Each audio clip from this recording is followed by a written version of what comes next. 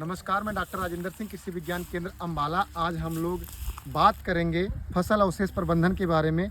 जैसा कि आप जानते हैं कि इस समय जो सीज़न चल रहा है वो धान की कटाई हो चुकी है और गेहूं की बुआई की तैयारी चल रही है।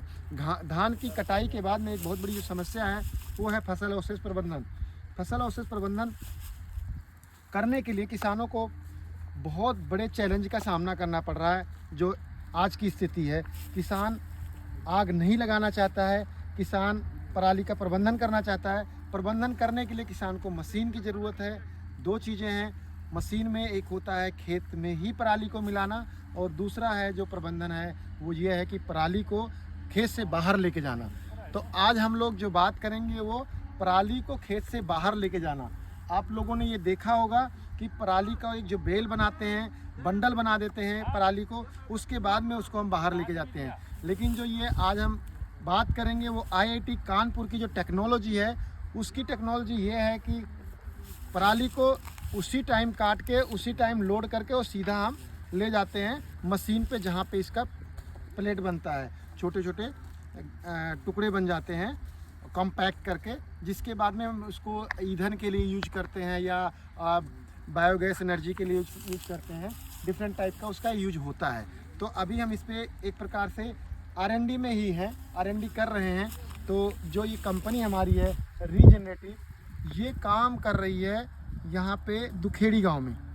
दुखेड़ी गांव में इस कंपनी ने लगभग 700 से 800 एकड़ एरिया कवर कर लिया है और वो भी free of cost as a trial काम किया जा रहा है। और किसानों को कुछ पैसे इंसेंटिव भी कंपनी दे रही है कि इससे इस मशीन को बढ़ावा मिले और फसल अवशेष प्रबंधन को सुचारू रूप से किया जा सके किसानों के खेत पे। और अभी हम आपको लाइव डेमो दिखाएंगे कि मशीन किस तरह से काम कर रहा है, किस तरह से कटिंग हो रही है, किस तरह से लोडिंग हो रही है और किस तरह से ट्रांसपोर्ट हो रहा है। तो आप देखेंगे किस तरह से मशीन काम कर रही है। अब हम आप लोगों को रूबरू कराते हैं जो हमारी रीजेनरिक कंपनी है वो किस तरह से मशीन को उसने बनाया है और किस तरह से वो काम करती है। आप देख रहे हैं कि आगे ट्रैक्टर है, ट्रैक्टर के साथ में मशीन जुड़ा हुआ है और ये मशीन आप लोग देखेंगे कि जिस तरह से गेहूं की जो भूस बनाने वाली मशीन होती है उससे थोड़ी सी मिलती जुलती ये मशीन है। बस इसमें कुछ चीज़ें मॉडिफाई किया गया है जिससे ये हमारे ये धान के अवशेष को कट करके और सीधा ट्राली में ट्रांसपोर्ट करेगी। तो इस तरह से ट्रांसपोर्ट हो जाएगी। अभी आप देखेंगे किस तरह से स्टार्ट होता है और किस तरह से काम कर रहा है।